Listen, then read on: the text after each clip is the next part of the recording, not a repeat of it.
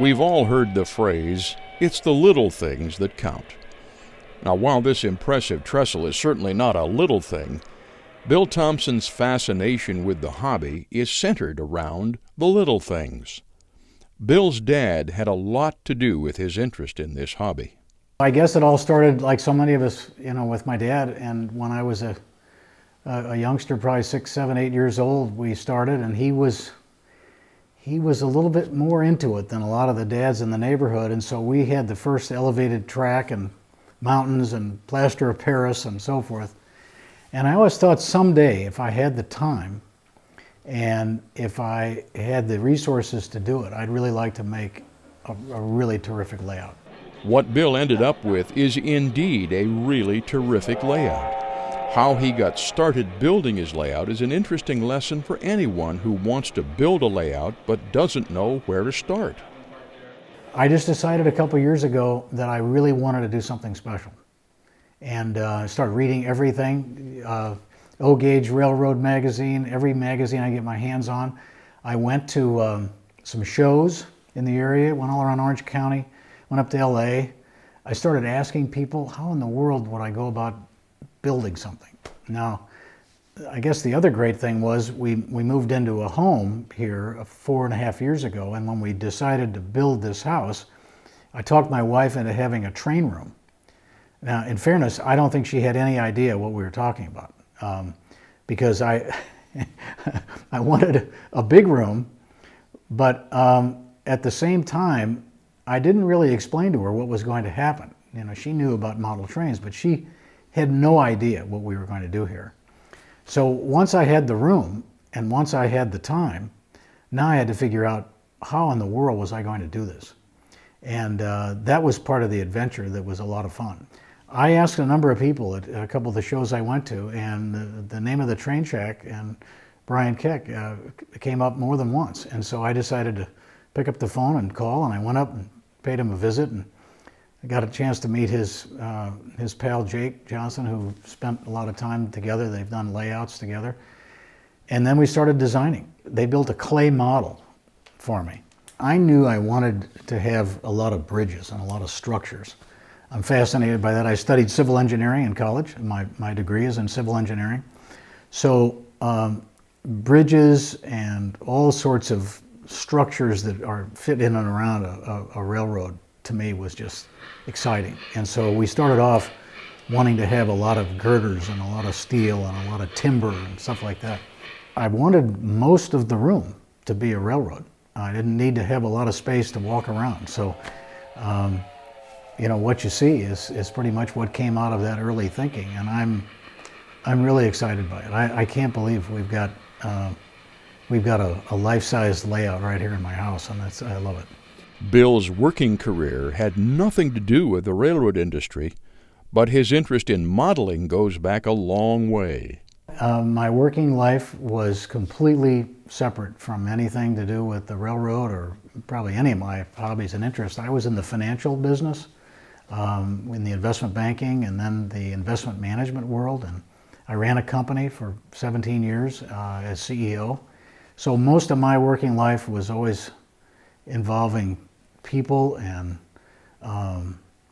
processes and all sorts of management challenges. And this was completely different, to have to sit there and make something fit together and then have it look good when it's all finished. It was very different, but I always had a love for hobbies and working with miniature sort of things. I was fascinated by that. As a kid, I actually was in a model car contest, which I won when I was in junior high school, and painted, pinstriped an old Oldsmobile. In fact, I've got it in the other room. I ought to show you. It kind of was my early effort to prove I could be a modeler. Bill's work on this layout shows that he has become a very good modeler. His approach to the hobby is a little different than most. I have a lot of my old stuff from when I was a kid, but the new technology clearly adds a lot to the enjoyment. And so I wanted to get some of the really good new things but I wanted it to look really old. I wanted my layout and the town and the scene to be really old. Bill has only a small collection of locomotives and rolling stock. That's because his fascination with the hobby is not centered on the trains themselves. As we said at the beginning, the little things are what captivate Bill's attention. My wife and I go up to Lake Tahoe and spend a week or a couple weeks at a time. We got a place there, and I'll take my paints and my kits and with me, and I'll go up there and I'll go out in the garage in the morning, and I don't even come in for lunch. And she'll call me at 5 o'clock and say, you know, it's getting close to dinner time, are you coming in? And I've just been out there just peaceful as can be. I can work away the hours. And what a nice thing to be able to do at this stage of my life, just to kind of chill back and enjoy myself on a hobby. Kind of fun. Bill's appreciation for detail shows in the way he has lined his streets with weeds by the curb and outfitted the store shelves with merchandise. Everywhere you look in this dusty western town, details are everywhere.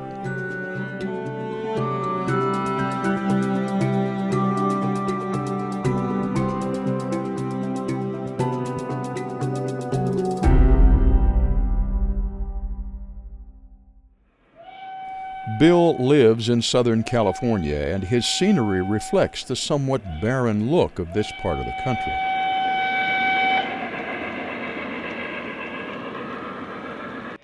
Mining was a big industry in the Mountain West, and Bill has a very detailed coal mine on his layout.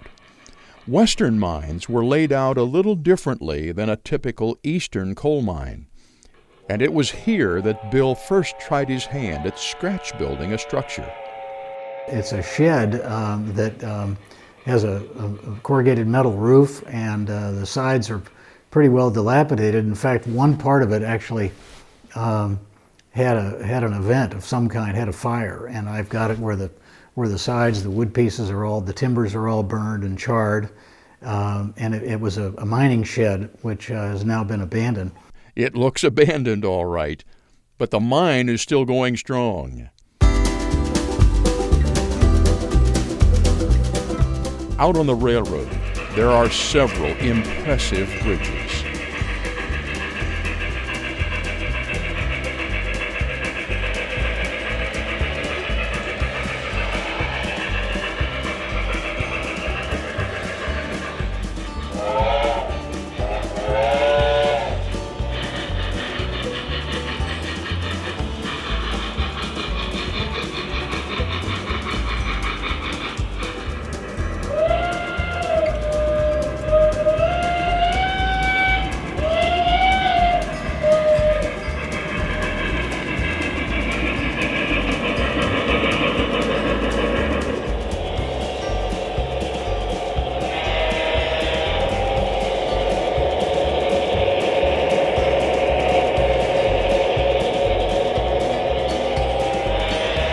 Bridges and trestles are front and center on Bill's layout, and watching trains on those bridges is a sight to behold.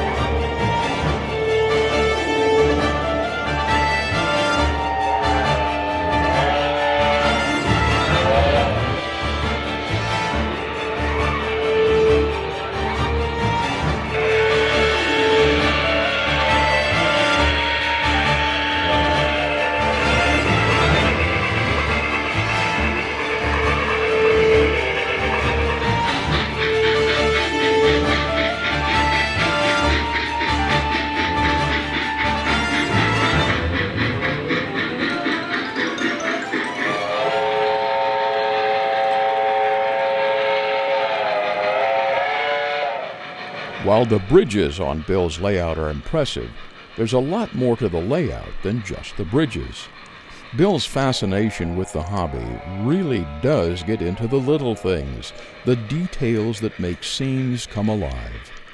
Combine that with some very well-done Western scenery, and you've got a winning combination for a layout that's fun to watch from any angle.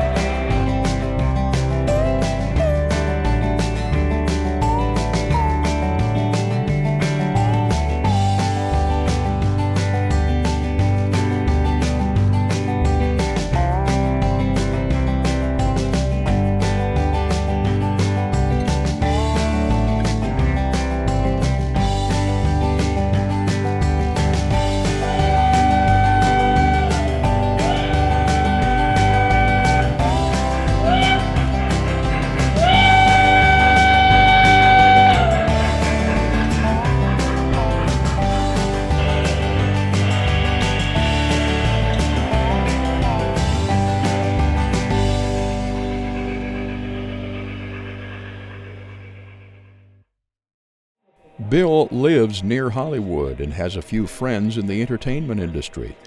They helped him install a special lighting system that allows him to simulate nighttime on the layout. Bathed in moonlight, the layout takes on a whole new personality.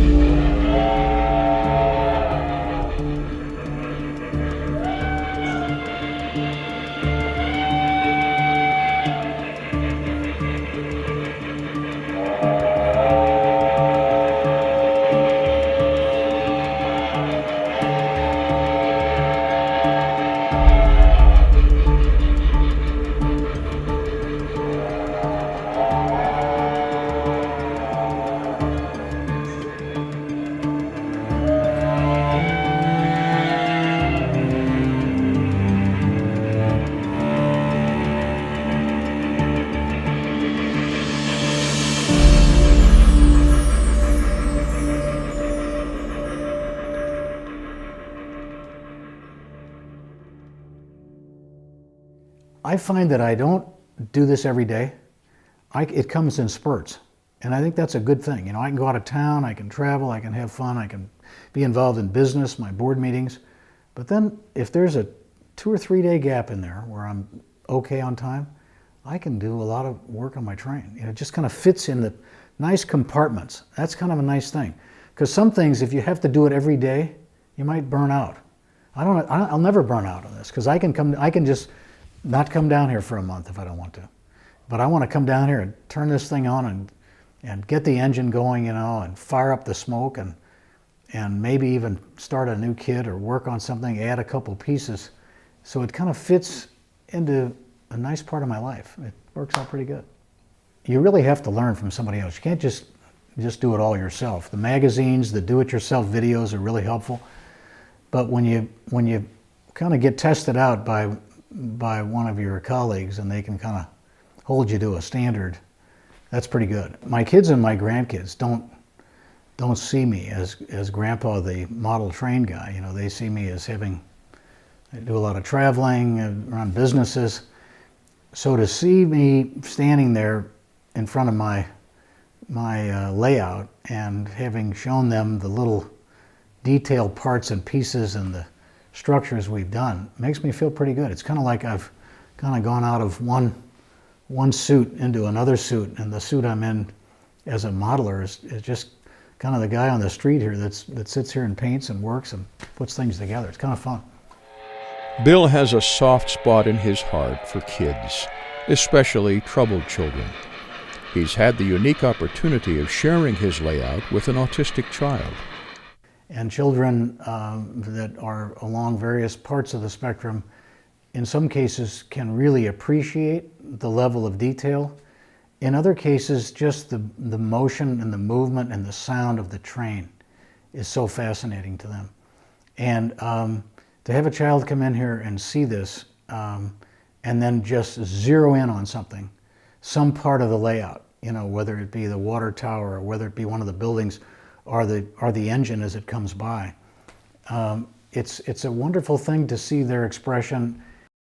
Bill and his wife have contributed generously to the Center for Autism and Neurodevelopmental Disorders in Santa Ana, California. We are in the process of furnishing a new building here in Southern California for a center for autism and neurodevelopmental disorders. It's going to have physicians and clinics, and we'll be treating kids. And in the lobby of the building, we're going to have an operating model train. You know, where the kids can push a button and it'll start the train or it'll blow the whistle or something like that. But there's a fascination with young people, you know, moving vehicles, and certainly a train where it stays on a track, it's rigid, it follows a path. And it's a perfect way for children to be kept occupied, waiting in the lobby, in a waiting room, etc. And so I've already talked to Brian, we're going to build a nice, fairly simple, but it's going to have a few details, and it might even have a few of my models in there. It is, and there's not a kid in the world that doesn't just go crazy when they see a train. I mean, it's the neatest thing in the world. And I got to tell you, some of the most fascinated spectators are my wife and her friends and some ladies in the neighborhood that I don't think they'd ever seen a model railroad up close and personal before. They go crazy because they look for the details. They look for the things that really matter, like the little can in the store and in a window that, hey, that doesn't have a shelf in it, maybe you should build a shelf. There are so many people, when I tell them I've got a model railroad at home, first thing I hear from people is, wow, can I come see it? I mean, they just, and then they'll ask me, you know, where do we even go to start something like this? And I tell people, you know, make sure at Christmas time you get yourself just get a plastic train, just get something that runs and get your kids started because it's so much fun. It's just, everybody needs to have something that they get excited about away from the office or just separate from their family activities, something that really gets them excited. Some people like music, some people dance, some people work with their hands, build things. Not everybody probably is a model railroader. But what I've found is so many people because of the nature of the hobby, there's simple things you can start with, which allows the most elementary person to be able to fit something together in a kit and make it. There's track and there's engines and so forth that you can run that are very simple just to get started. Bill got started on this railroad only a few years ago and has built a very nice O-gauge layout in a short period of time. When I asked Bill why he got into this hobby, he had a great answer. I guess I always wanted to prove to myself that I could kind